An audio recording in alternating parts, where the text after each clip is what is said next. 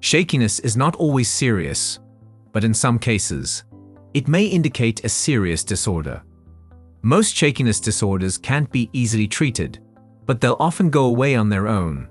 Shakiness can be an indicator of neurological diseases, and therefore, proper guidelines for its accurate diagnosis and treatment should be known by the doctor. Firstly, you should know that shakiness refers to involuntary rhythmic or non-rhythmic body movements. Secondly, you should be aware of all such factors which can increase shakiness in body: rest, movement, anxiety, alcohol, falling asleep, and fatigue. Now, you should be able to distinguish between different forms of shakiness. For instance, rhythmic, involuntary movements in the arms and legs are often called tremors, while sudden, jerking, and non-rhythmic body movements as twitches. You will ask the patient what symptoms they are experiencing, including muscle weakness, recent joint pain, fever, skin rash, convulsions, anxiety, depression, strange feelings, abnormal strength or sensations, lack of equilibrium, change in writing, yellowing of skin, results of previous tests of brain function.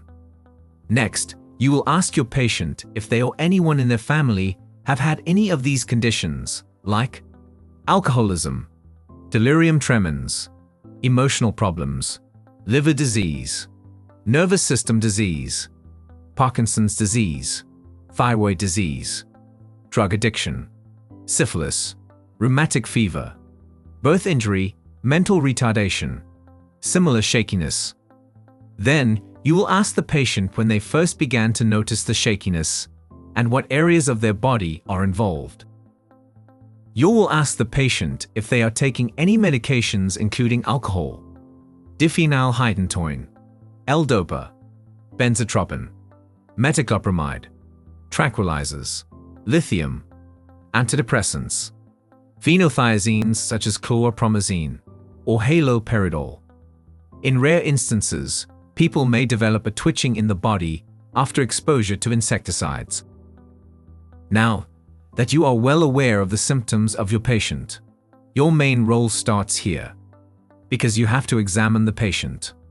Well, this physical examination includes pulse, temperature, checking neck for enlargement of the thyroid, pushing on the abdomen, checking for rigidity, listening to the heart with a stethoscope, testing for movement, strength, reflexes, facial expressions, and balance.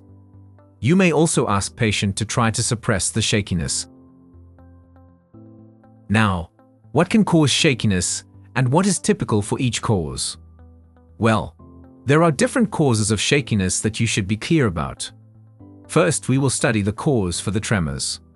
If the patient shows symptoms like tremors present during movement or when holding one position, sweaty palms, history of severe or chronic emotional stress, then this might give you an indication that the patient has anxiety or he is feeling anxious. But if your patient has typical symptoms like tremors present during movement or when holding one position, fever, delirium, and history of drug addiction, then this might be a drug withdrawal effect, which are painful symptoms that occur when coming off of an addictive substance. And what if your patient is having tremors present during movement or when holding one position, family history of tremor, develops later in life, may disappear when drinking alcohol or taking beta blockers? Then these symptoms might be caused by inherited tremor, which are the tremors passed down through families, also known as essential tremor. And if shakiness is accompanied by tremors present during movement or when holding one position, weight loss despite good appetite, inability to tolerate heat, then hypothyroidism might be a reason to this. Well, this is characterized as overactivity of the thyroid gland. Now, if the patient has shakiness along with tremors present during movement or when holding one position, follows use of lithium or antidepressants, then this might give you an indication that patient has this condition due to medication use. Well, This is tremor induced by certain medications. Now, if the patient shows symptoms like tremors present at rest and disappear with movement, shuffling, use of metoclopramide, then this might give you an indication that patient has Parkinson's disease. Well, this is nervous system disease that produces tremors. Now, if the patient is having no tremors at rest, tremors increase with particular movements such as finger-to-nose testing, history of neurologic disease, lack of coordination, unsteady gait, then this might give you an indication that patient has other nervous system diseases. Well, it includes certain nervous system diseases which produce tremors that increase with particular movements.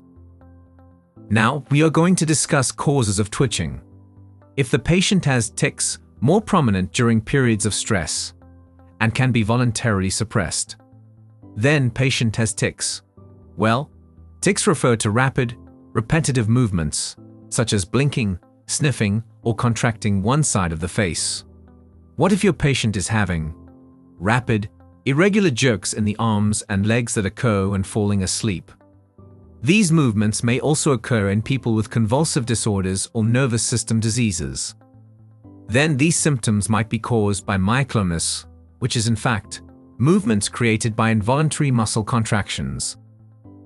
Now, if you see widespread, rapid, and jerky movements in different body regions, skin rash may occur in children after joint pain and fever. These movements may also occur in people with nervous system diseases or those taking certain medications. Then these symptoms might be caused by chorea, which is in fact a condition marked by uncontrolled movements throughout the body.